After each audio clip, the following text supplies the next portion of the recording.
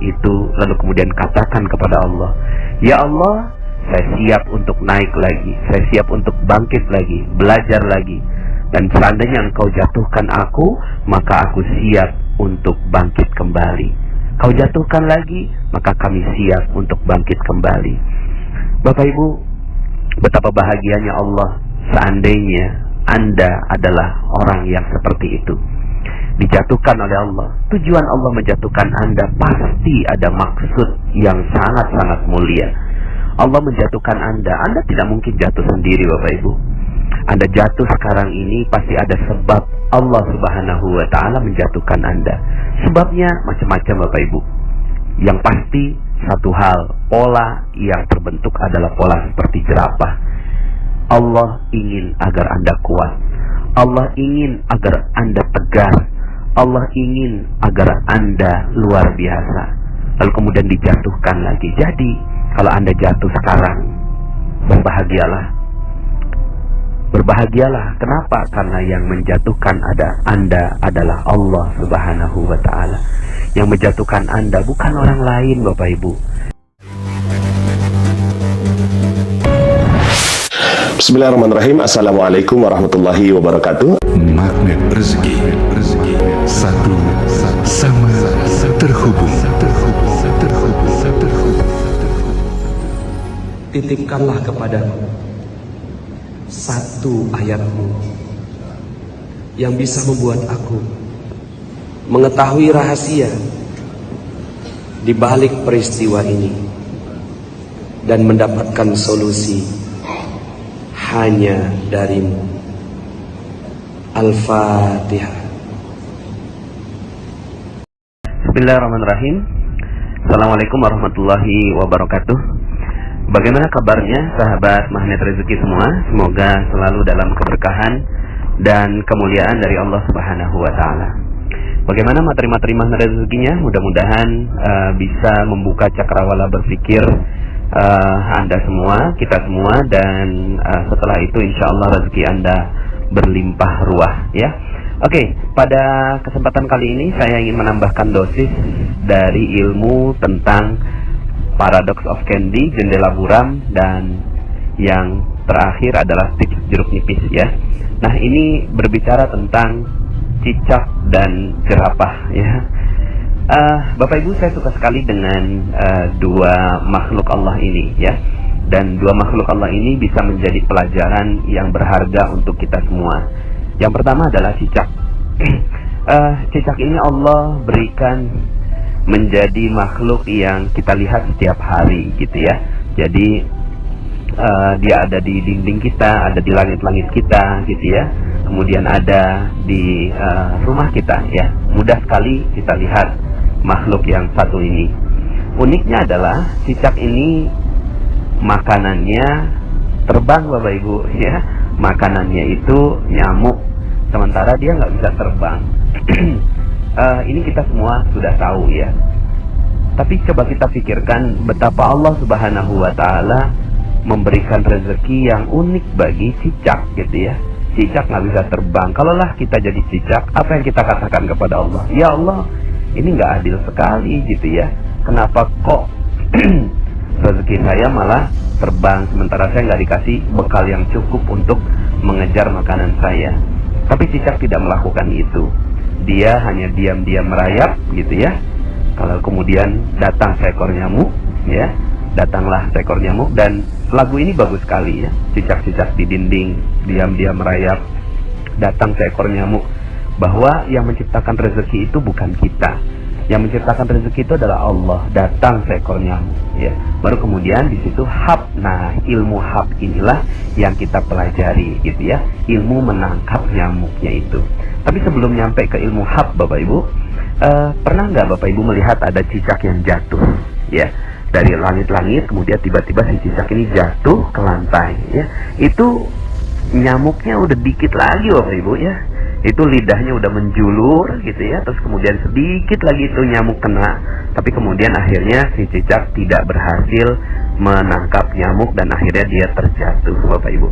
Nah, coba kalau seandainya yang jadi cicak sekali lagi adalah kita. Apa yang kita lakukan kepada Allah Subhanahu wa Ta'ala? Apakah kita mengatakan demikian? Ya Allah, sungguh nggak adil. Pokoknya saya udah frustasi, saya stres, saya udah nggak mau lagi nyari makan. Ya udahlah, pokoknya terserah engkau. Kalau seandainya saya mati, terserah deh, gitu kan? Apakah itu yang kita lakukan? Ya. Dan sayangnya, sebagian di antara kita sering melakukan itu, Bapak Ibu. Ya. Rezeki kita memang Allah sudah desain sedemikian agar Allah tahu siapa yang benar-benar berusaha, siapa yang benar-benar bekerja, dan Allah Subhanahu wa Ta'ala ingin lihat kesungguhan kita. Tapi kemudian ketika kita jatuh, maka sebenarnya Allah Subhanahu wa Ta'ala ingin memberikan gambaran pada diri kita bahwa sebenarnya bukan kitalah yang mampu untuk menarik rezeki itu, tidak sama sekali. Tapi Allah Subhanahu wa Ta'ala yang berikan rezeki untuk kita. Kalau Allah mau, maka tidak mudah saja nyamuk itu datang pada si cicak, gitu ya. Nah, Bapak Ibu yang dirahmati Allah Subhanahu wa Ta'ala, akhirnya cicak ini tetap saja dia naik kembali, diam lagi, ya, bersungguh-sungguh lagi, bersabar lagi untuk kemudian datang nyamuk yang berikutnya. Nah, Bapak Ibu, semoga kita bisa mengambil hikmah dari kisah nyamuk ini. Nah, kisah yang kedua, atau kisah nyamuk dan cicak ya. Kisah yang kedua adalah tentang jerapah. Saya terkaget-kaget ketika menemukan fakta ini, Bapak Ibu, bahwa ternyata jerapah itu sejak waktu bayi, ketika lahir bayi, ya, kakinya kan panjang sekali, Bapak Ibu ya. Lalu kemudian si bayi ini langsung berusaha untuk berdiri. Tapi Bapak Ibu, oleh ibunya sendiri, ini si jerapah ditendang, Bapak Ibu, sampai jatuh. Bayi jerapah ini ditendang oleh ibunya sampai jatuh. Lalu kemudian si bayi jerapah ini naik lagi, berdiri lagi, mencoba untuk berbangun lagi, ditendang lagi sama ibunya. Dia berdiri lagi, ditendang lagi sama ibunya. Berdiri lagi, ditendang lagi sama ibunya. Berdiri lagi, ditendang lagi sama ibunya. Sampai kemudian akhirnya sang bayi jerapah itu kakinya kuat. Lalu kemudian dia tidak akan pernah melipat lagi kakinya sampai meninggal dunia. Bapak Ibu, kesannya tega ya, gitu ya. Kesannya tega banget gitu loh. Seorang ibu kok ya bisa menendang anaknya atau bayinya sendiri. Masih bayi loh, gitu kan. Tapi ditendang. Tapi begitulah kehidupan. Allah ingin menggambarkan kehidupan jerapah, bahwa ya ibunya jerapah ini punya niat yang sangat-sangat baik untuk menjatuhkan sang bayi jerapah ini. Tapi kemudian ya, si bayi jerapah ini nggak paham kenapa saya harus jatuh, gitu ya. Tapi untungnya bayi jerapah ya bayi jerapah, Bapak Ibu ya. Dia naluriahnya adalah ketika dia dijatuhkan dia tidak protes. Coba kalau seandainya bayi jerapah itu adalah kita, mungkin ya yang kita lakukan adalah melapor ibu kita ke pengadilan, Bapak Ibu ya. Mungkin saat itu ya kita marah-marah sama ibu kita dan seterusnya. Tapi inilah bayi jerapah yang ketika dia ditendang, dijatuhkan, dia bersabar dan mengikuti prosesnya. Bapak Ibu yang dirahmati Allah Subhanahu wa Ta'ala, mungkin sebagian di antara Anda yang mendengarkan audio ini ada yang sedang dijatuhkan oleh Allah Subhanahu wa Ta'ala. Ada yang sedang terpuruk nasibnya. Ada yang sedang menderita banyak sekali musibah. Ada yang sedang bermasalah dengan suaminya, dengan istrinya, dengan orang tuanya. Ada yang bermasalah dengan bisnisnya. Ada yang bermasalah dengan rekan-rekan di dalam perusahaan, dan seterusnya. Ada yang mungkin uangnya diambil orang, ditipu dalam sebuah bisnis, dan seterusnya. Bapak Ibu, kalau seandainya Anda menjadi cicak dan menjadi jerapah yang dijatuhkan oleh Allah Subhanahu wa Ta'ala, maka betapa bahagianya Allah. Seandainya Anda sekarang yang sedang terjatuh itu, lalu kemudian katakan kepada Allah, ya Allah, saya siap untuk naik lagi, saya siap untuk bangkit lagi, belajar lagi. Dan seandainya Engkau jatuhkan aku, maka aku siap untuk bangkit kembali. Kau jatuhkan lagi, maka kami siap untuk bangkit kembali. Bapak Ibu, betapa bahagianya Allah seandainya Anda adalah orang yang seperti itu, dijatuhkan oleh Allah. Tujuan Allah menjatuhkan Anda pasti ada maksud yang sangat-sangat mulia. Allah menjatuhkan Anda tidak mungkin jatuh sendiri, Bapak Ibu. Anda jatuh sekarang ini pasti ada sebab Allah Subhanahu wa Ta'ala menjatuhkan Anda. Sebabnya macam-macam Bapak Ibu. Yang pasti satu hal, pola yang terbentuk adalah pola seperti jerapah. Allah ingin agar Anda kuat. Allah ingin agar Anda tegar. Allah ingin agar Anda luar biasa.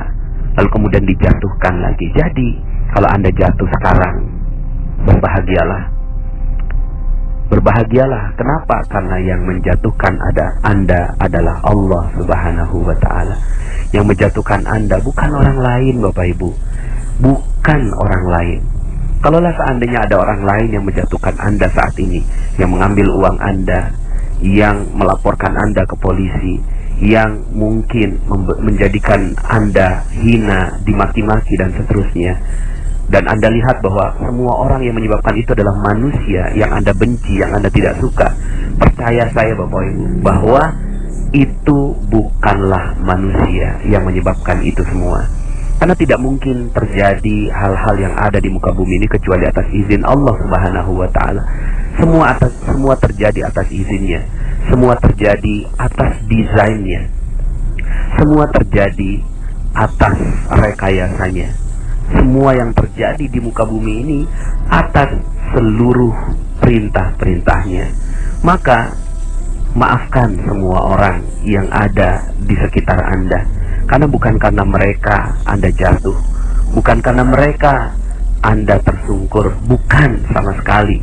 Tapi Anda jatuh karena Allah Subhanahu wa Ta'ala ingin melihat Anda tegar, ingin melihat Anda menemukan kesalahan-kesalahan Anda, ingin melihat Anda belajar lebih baik lagi, ingin melihat Anda menangis dan menyebut namanya, lalu kemudian Anda bangkit kembali seperti bayi jerapah yang siap untuk berdiri.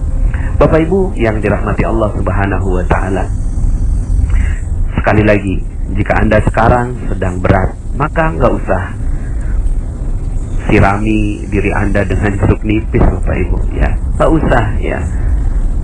Sudah, lepaskan jeruk nipisnya dan terima kejatuhan Anda sebagai satu paket dari rezeki Anda. Satu paket. Fa inna ma'al usri yusra. Inna ma'al usri yusra. Sesungguhnya bersama kesulitan ada kemudahan. Sungguh bersama kesulitan ada kemudahan. Di balik kesulitan yang sedang menimpa Anda sekarang ini, ada sebuah janji Allah Subhanahu wa Ta'ala yang menginginkan Anda menjadi manusia yang luar biasa. Kuntum khaira ummatin ukhrijat linnas. Kalian adalah sebaik-baik manusia yang dikeluarkan oleh Allah Subhanahu wa Ta'ala untuk manusia yang lain. Maka tunjukkan bahwa Anda adalah manusia yang mulia. Tunjukkan bahwa Anda adalah manusia yang terbaik. Manusia terbaik bukan berarti orang yang gak pernah gagal Bapak Ibu. Tidak. Manusia yang terbaik bukan berarti orang yang tidak pernah salah. Manusia yang terbaik bukan berarti orang yang tidak pernah berdosa. Tapi manusia yang terbaik adalah ketika mereka melakukan dosa, kesalahan, kelalaian, kehilafan, lalu kemudian mereka bangkit dan berdiri, sekedar meminta ampun kepada Allah Subhanahu wa Ta'ala dan siap untuk menerima kehidupan, babak kehidupan baru yang jauh lebih baik. Saya doakan tulus dari hati saya yang paling dalam agar Anda semua yang mendengarkan audio ini menjadi manusia-manusia terbaik di muka bumi yang siap memberikan karya terbaiknya untuk umat manusia. Terima kasih. Teman-teman yang belum subscribe dan baru saja menemukan channel ini, silahkan subscribe. Insya Allah Anda akan mendapatkan materi-materi yang terbaik dari channel ini. Insya Allah Anda adalah makhluk yang ajaib. Tinggal kita sempurnakan faktor-faktornya. Dan insya Allah dalam video-video berikutnya kita akan lanjutkan materi ini sampai Anda menemukan potensi terbesar diri Anda dan menjadi makhluk ajaib sebagaimana yang Allah Subhanahu wa Ta'ala inginkan untuk Anda. Sampai jumpa. Assalamualaikum warahmatullahi wabarakatuh.